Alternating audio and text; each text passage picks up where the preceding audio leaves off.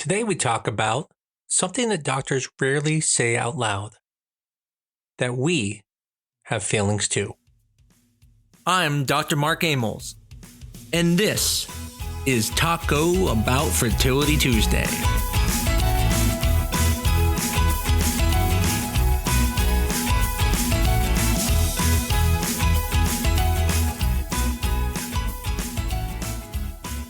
For this episode, I'm stepping out behind the microscope and the white coat to talk about something a little different.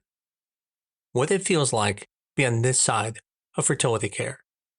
I'm going to talk about the emotions we carry, the burnout that comes with medicine today, the gaps that patients often don't see, and why, despite all of that, we keep showing up. Because we're not just doctors. We're people who care deeply, and helping you build your family is what we want to do. And sometimes that weight can get heavy. I know this isn't the typical episode, but I think having a glimpse into the human side of fertility care can be eye-opening. The weight we carry. When the patient's cycle doesn't go the way we hoped, we feel it too.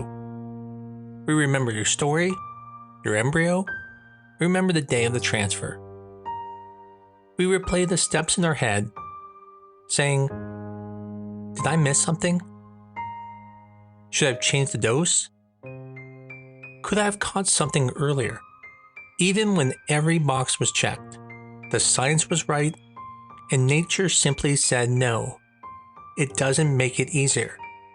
Because fertility medicine isn't math. It's hope mixed with biology, and biology doesn't always follow the rules. My wife can tell right away when I come home and I look like I'm carrying burden as weight. And I know as patients it seems like, well, they have so many patients they don't probably even recognize me, but I can assure you we do. I can guarantee you, and I speak for all doctors, we always care. I can assure you no one would be a doctor and go through all the schooling, come to work every day, and not care.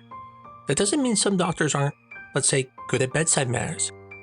It doesn't mean some doctors are not good teachers. But the one thing I can truly tell you is they would not be there if they didn't care. And I can assure you they carry that weight because I talk to these doctors and we're in Facebook groups and it's hard sometimes. We wish we could make everyone pregnant and that we've never let anyone down. The burnout factor. Here's the part most people never see. Medicine today isn't just about helping people. It's about documenting every single detail to prove that we actually did something. You might have sat down in the office for 45 minutes pouring your heart out, and then later you read the note and think, that's it? 2 paragraphs? Did he not listen to me? Unfortunately, it's because you have to fit that entire conversation into a format that satisfies insurances, compliance, and coding, and unfortunately not compassion. It's not that they didn't listen, it's just there wouldn't be enough time for them to put every piece of information down. That disconnect is one of the biggest reasons so many good doctors burn out. We go into medicine to help people, not to type about helping people. And when we finally sit down to chart, long after you've gone home, we're still thinking about you. But our time is spent checking boxes instead of connecting hearts. Matter of fact, one of the greatest things about AI is that soon we're going to be able to spend more time with patients and less time with documentation. The review dilemma. Now, let's talk about the elephant in the room. Online reviews. When you're heartbroken, disappointed, or angry, or understand the urge to tell your story, but sometimes those reviews feel like being judged, not for our care, but for an outcome we couldn't control. See, in fertility, we can do everything right and yet still get the wrong results. A negative test doesn't mean your doctor failed you, it means nature just didn't cooperate this time. But I promise you this, your doctor, your nurse, your embryologist, we're feeling it too. We root for you, we celebrate when you succeed, and we ache when you don't. And we read those reviews. We remember those words, and sometimes they stick with us longer than you can imagine. I'm not saying that reviews are bad and that only good reviews should be placed. What I'm saying is, just remember there are humans behind those reviews, and sometimes some of those reviews don't even represent what actually happened, but more about how it felt. Unfortunately, when that's conveyed, it doesn't come off that way, and the doctors, nurses, embryologists, and the team can feel like they're being judged for bad care when they actually tried their hardest. Doesn't mean their hardest was perfect, but they definitely gave it their best. When communication breaks down, another part that gets lost is communication. Sometimes patients will say, I left a message and no one called me back. But what they don't know is the voicemail cut off halfway through, or the fax we received was blank, or your message got garbled by the phone system and we couldn't make out a single word. We weren't ignoring you. We just can't fix what we don't know. And when we do find out, we usually feel awful that you felt unheard. That's why we always encourage patients, if something feels off, call us again, message again, talk to someone, because we want to make it right. I can almost guarantee you that there is no clinic that will not get back to you. And at any point you think they're not, I can almost assure you there's something that broke down. Not because they don't care, but because communication isn't perfect. Sometimes we connect dots that aren't always there. I'll give you an example where I had a patient write a review that was upset and thought I didn't care about her endometriosis. She assumed that I didn't look over her records, yet I did. But both of us had different perspectives. I was under the impression that when we left the appointment, we had a plan. And then when the nurses asked me a question from the patient, I thought the patient was asking to change the plan.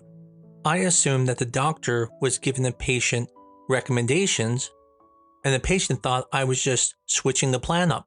But in reality, we both just misunderstood. Communication broke down.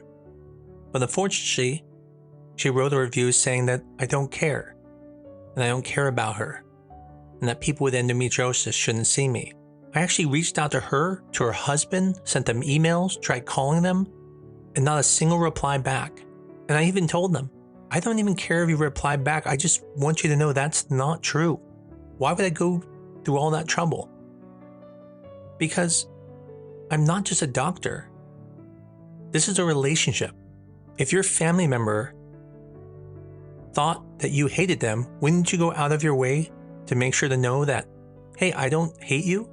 Well, it's no different for doctors. And unfortunately, we get a loud megaphone telling us how we did something bad. And unfortunately, we have no way to reach out sometimes. I didn't even care about the review. I just wanted her to know that wasn't true. The illusion of perfection. In fertility care, everything feels high stakes, and it is. But sometimes we see patients carry this unbearable weight that if one small thing goes wrong, one blood draw is an hour late, one medication is off by a few minutes, it's all over. But that's not true. Pregnancy doesn't hinge on perfection, it hinges on probability. Yeah, we may aim for perfection, but small variations, the kind that makes patients panic, rarely determine success or failure. And part of our job is helping you let go of that pressure. I know it's scary when someone might give you a different piece of information. You start to worry, is there something else going on here? And this is not an excuse. It's just important to understand that nothing is perfect. But there are some things that we try to be more perfect about because there are higher stakes. Just like at the car dealership, the cars need to be working well for safety reasons, but the popcorn maker doesn't. Well, the same thing in clinics. The lab's important, the embryologist making sure names are correct. And yes, sometimes someone might accidentally call you the wrong name because you might be similar to someone and they made a mistake. But don't let that scare you too much. What you should do in that situation is ask questions so you can feel comfortable, but realize that doesn't mean the lab is going to make a mistake, because nothing's perfect. And small things, although they seem like those should be perfect, if the high stake things are going to be perfect, they're not always. Burnout, humanity, and hope. The truth is, burnout in medicine isn't just about the long hours. It's about emotional overload. We don't clock out at 5 p.m. and forget about our patients. We take you home in our thoughts. We wonder how your beta turned out. We worry if you're okay after bad news. But here's the thing. We wouldn't trade it in, because behind every heartbreak, there is a story of hope. And the day we stop feeling, we stop being doctors. A call for empathy. So here's my ask. Before you leave a review, before you assume we didn't care, please reach out. Talk to us. We're listening. We're human. We're doing our best in a system that sometimes makes that hard. Medicine isn't perfect. Doctors aren't perfect, but our hearts are always in the right place. And when you succeed, when we call you with that positive pregnancy test, I promise you, every person on our team is smiling, sometimes even crying, and always remembering why we do this. So, next time you see your doctor, your nurse, your embryologist, your medical assistant, remember, they're not just part of your care team. They're part of your story. We're not immune to emotions. We're just better at hiding them. We celebrate with you, we grieve with you, and we never stop trying, even when the outcome hurts. I'm not immune from this. There have been many times I've thought about just hanging it up. It's hard to come every day and smile and love what you do, and then at 4 a.m., a patient rips you apart on a review because they think you did something wrong when you didn't. And unfortunately, what they thought was wrong wasn't. I remember this review where a patient I haven't seen in 3 years who we got pregnant wrote this horrible review, and I couldn't understand it. I haven't seen them in 3 years. I got them pregnant, and this was probably one of the most difficult pregnancies you could imagine. It was such a difficult fertility case that most places wouldn't even try. And she was upset and said that I disregarded her and that we ignored her. Now, without getting to the details, in the end, I explained to her that, no, I wasn't disregarding you. I believed in you. I wasn't telling you not to use certain things. I was trying to encourage you to use your own eggs, which I was right. It worked. And then when I proved to her and showed her by going to the extent of calling her lawyer and everyone, showing her that we never received any messages, which her lawyer even said, and proved to her that we actually did reach out once we found out, and that everything she thought wasn't true, she still said, well, that's how I felt. And I get that. I get that's how she felt. But none of it was true. And I said to her, but do you know how we feel? When we didn't actually do anything wrong, but you thought we did. And that even though we got you this miracle pregnancy, even that I proved you that we never did any of the things you thought we did, you would still leave a review that says these things that we did that we never did. And I'll tell you that was hard. I thought, how could someone care so little about us? And that one hurt. And there's been others. Now, I'm a strong person, and just like anything, hurts, then you move on. But it doesn't mean that you forget. And so, yes, when you're hurting, you should speak to your team. Never assume that they're ignoring you. Never assume that they don't care.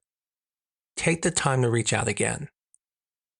All I ask is, when you write those reviews, be constructive and remember there are still humans that run that clinic, and those humans also have feelings. I hope everyone takes this podcast for what it is. It's not a podcast saying you shouldn't write reviews, and is not trying to say that there can't be things that clinics do wrong. I just think it's important for you to know that we definitely are not robots. We definitely have emotions, and we always feel bad, even when you feel things that didn't really happen, such as not being heard, and it was really more of a miscommunication. I can almost always assure you the people working there care, and that if you think you're not being heard, if you think that they don't care, I promise you, reach out, escalate it, talk to their office manager, talk to the doctor.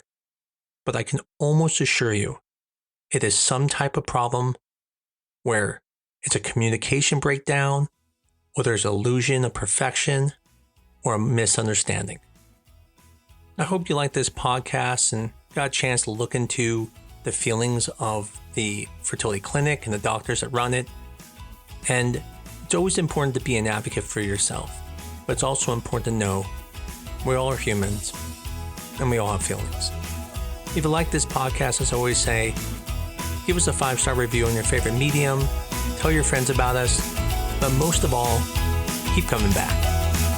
I look forward to talking to you again next week on Taco Bout Fertility Tuesday.